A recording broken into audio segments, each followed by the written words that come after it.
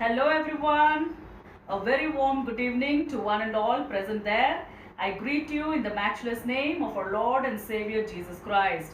Once again, it gives me immense pleasure and delight to meet you on this wonderful platform, live platform of Facebook, and to meditate with you on God's very holy and precious word. And most important is, we are praying together for our brothers and sisters, for our mothers and fathers, for our nation, for our world, for our youth, for our families all together. So this evening for our meditation we shall refer Psalm 133. Yes, Psalm 133 from the Holy Bible. I'll read the psalm for you and then we shall derive deep insights out of it. Psalm 133. How good and pleasant it is when brothers live together in unity. It is like precious oil poured on the head, running down on the beard, running down on Aaron's beard, down upon the collar of his robes. It is as if the dew of Hermon were falling on Mount Zion, for there the Lord bestows his blessing, even life forevermore. Praise be to God's word.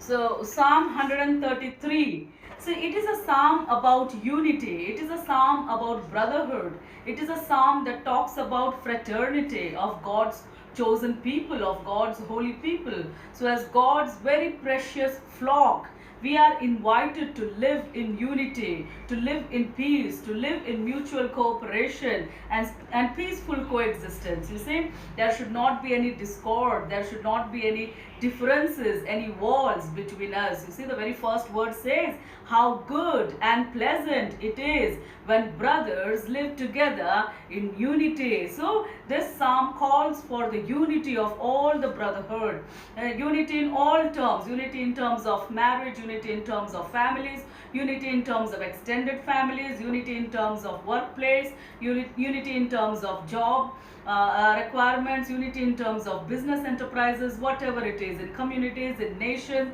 and the world at large. So this is one of the most beautiful descriptions of unity and brotherhood. It just has 3 verses. Psalm 133 has just 3 verses, but those 3 verses are power-packed with deep meanings, with so many connotations, with wonderful images, figures of speech, figurative language that helps us to understand the unity and the source of unity and God's goodness in much detail. So living in unity is good and pleasant altogether. See the 2 adjectives used here. It is good and pleasant. How good and pleasant it is when brothers live in unity. So as we are one family in God, we are one family in Him. God is the head. He is the head of our families. So He is the one on whom we should model our lives. He should be taken as an example and we need to imitate Him. Friends, in the early church, as it is described in the Acts of the Apostles, the early church members lived in unity. They broke bread together, they ate together, they sang hymns together, they praised the Lord together, they listened to the word of the Lord together. There was no discord between them. There was no disillusionment among them. There was no hatred or ill will among them. So there are just 5 points that I have derived from the book of Acts chapter 2 verses 42 to 47. It talks about the early God's people, early Christians. Number 1, they devoted themselves to the apostles' teaching and fellowship. You see, there was a lot of fellowship among them. You see, fellowship is spending time together in unity and in peace. You know, this is far from gossiping. This is far from backbiting or bitching. That is not God's order of things. So they were spending time in fellowship and they devoted their time to listen to the apostles' teaching.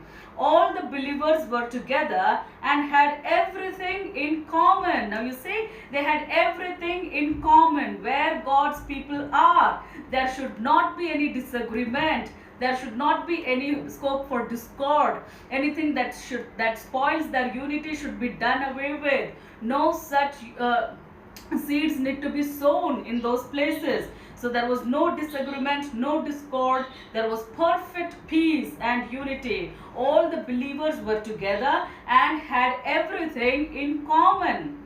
They agreed. It was agreeable. It was a beneficial fellowship. It was an agreeable fellowship. It was a peaceful fellowship. And we are invited, we are exhorted, we are called to imitate that unity. That is why the very first verse says how good and pleasant it is when brothers live together in unity. Third point about the early Christians, they sold property and possessions to help those in need, those who were in need of help, those who were in need of material help, those who were in dire need of physical needs. The other believers, the other members of the early church, they sold their possessions, they sold their property, and from that money they helped the members of their church.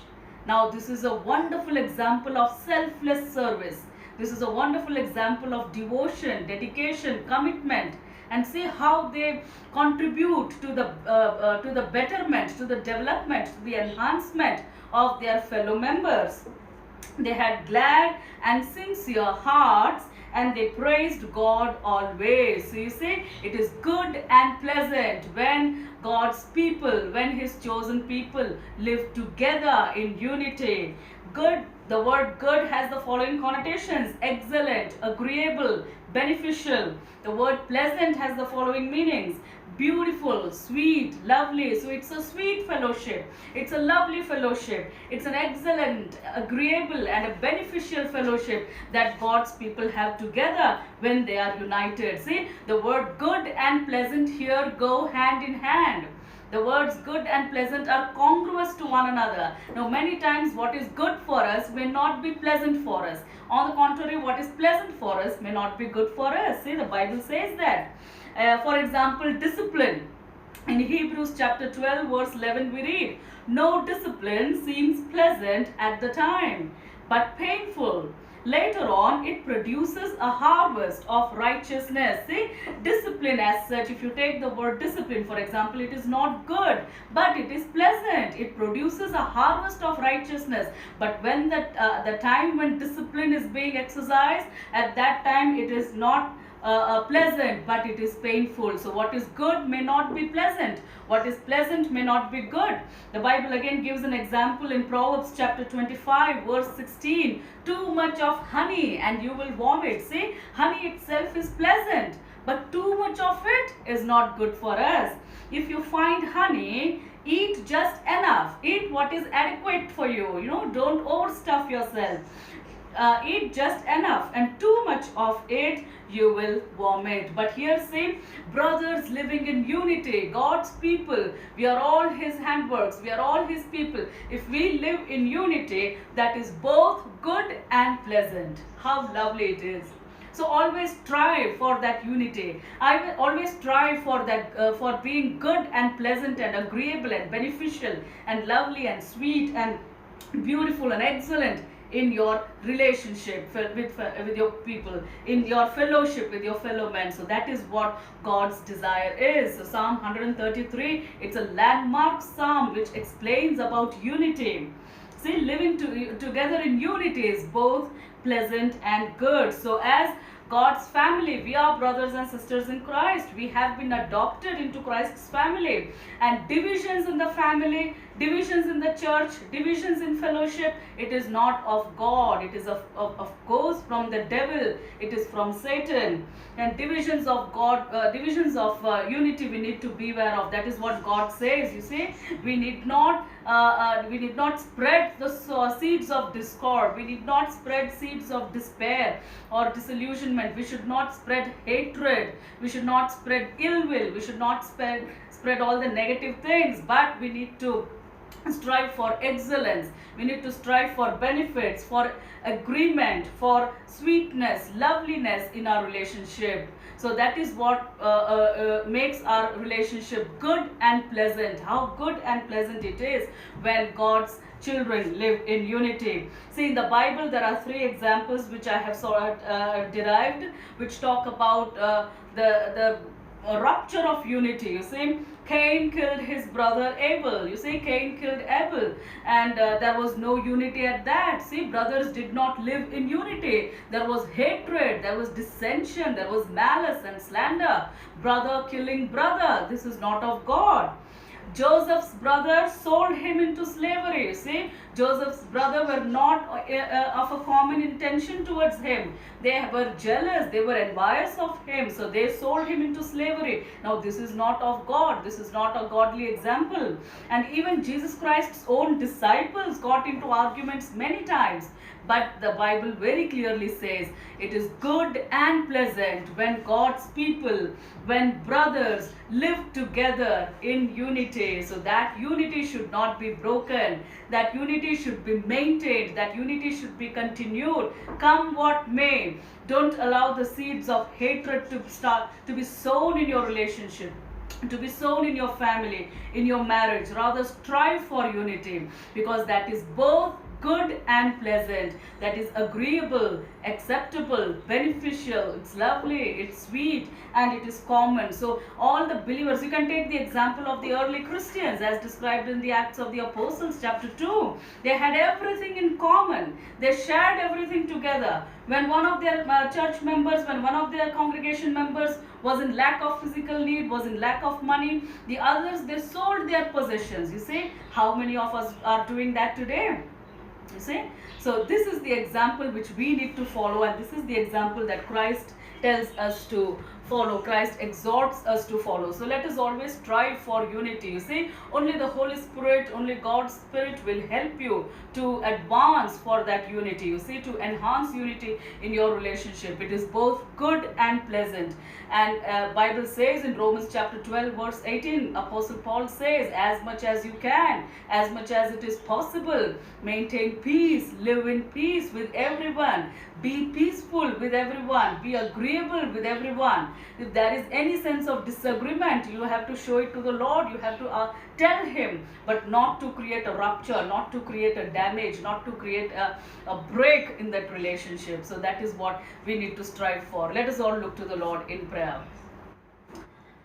Our gracious Heavenly Father, we thank you for this beautiful time of devotion you have given to us. Thank you, Master, for Psalm 133 from the Bible, which talks about unity of God's people. Yes, Lord, it is lovely and pleasant when we all live in unity. That is what we have been made for. That is what we have been called for. Let us pioneer unity in our lives. Let us pioneer that goodness and that pleasantness in our relationships. Let us be the champions of unity, Master. Lord, I pray that wherever there is a break in unity, there is a disruption in unity, where there are relationships that are spoiled because of selfish desires, because of ego, because of selfish will. Lord, we pray that all those evil things be done away with in the name of Jesus. Lord, let people get rid of all malice and slander, all the wrong things, Heavenly Father. Let them strive for unity, Master. How lovely it would be if the world is a place which is fully united,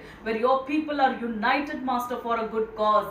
Yes, Master, we appreciate such kind of unity. Let there be unity in our marriages. Let there be unity between husbands and wives. Let there be unity in our families. Let there be unity between parents and children, grandparents. Let there be unity in our extended families. Let there be unity in our neighborhoods. Let there be unity in our communities. Let there be unity in our workplaces. Let there be unity in any job or enterprise or business, whatever our people do. Yes, Master, let us strive for unity. We are your workmanship, Heavenly Father. We are your handiwork, Heavenly Father. You have carved us, you have made us, you have fashioned us, you have created us so that we could spread goodness in our relationship. Yes, Master, help us to strive for that transparent fellowship, Heavenly Father. The world is so full of evil things, Heavenly Father. There is so much of evil around. There is so much of wrong things going on. There is so much of negativity around Heavenly Father. Lord, there are so many devilish forces. There are so many forces of the darkness that are working to spoil the unity among Christian people, Heavenly Father, that are working together to spoil the unity among your people, Heavenly Father. Lord, we pray that such forces be done away with in your matchless name, Master. Lord, we pray let us be united and peaceful, and help us to understand what is the meaning of mutual coexistence, what is the meaning of peaceful existence, Heavenly Father. Help us to cooperate with one another mutually. As Paul says, help us to make it a point to live with peace with everyone, instead of starting troubles, instead of starting quarrels, instead of starting rupture anywhere whatsoever. Help us to be the channels of peace, Heavenly Father. Lord, you take control of our marriages, take control of our families, take control of our people. Lord, you take control of our nation, take control of the world at large. Let us be united for your sake, Heavenly Father. How good and pleasant it is when your people dwell in unity, when brothers live in unity, when families are strongly rooted in unity. Let our marriages be rooted in unity. You are the rock on which our marriages and families stand, Heavenly Father. Help us to strive for that unity, and as much as possible, Master, help us to be the channels, help us to be the origins, help us to be the initiators of unity, goodness, peace and pleasantness, Master. Take control of our lives, Heavenly Father. Take control of all my brothers and sisters watching this video live. Let there be unity in their families, Heavenly Father, unity in thoughts, Heavenly Father, unity in deeds, Heavenly Father, and all their disagreements be solved in the name of Jesus. Let there be agreement, let there be beautiful, lovely, sweet friendship and fellowship continuing from now on and forever, Master. Take control of our lives, Heavenly Father. You have carved us, you have made us, you have fashioned us, Heavenly Father, for your eternal purpose, Lord. Let not the devil take the good things out of us, Heavenly Father. Let him not damage or destroy our lives, Heavenly Father. Help us to be washed clean and be sanctified by you. We pray this prayer in the matchless name of our Lord and Savior Jesus Christ. Amen. So friends, Psalm 133 talks about the goodness, the sweetness, the agreement, the agreeability in a relationship. So let us always strive for that. Let us always maintain unity wherever we are. Let us be the channels of unity as the Lord has commanded you and me to do. So see you tomorrow with the second part of this psalm. It's a beautiful image. So what is the source, what is the origin of unity, where it comes from, and how the Lord drenches you with his blessings once you have made it a point to be a channel of unity and peace wherever you go. May God bless us all. See you tomorrow. Bye bye. Take heart. Be happy.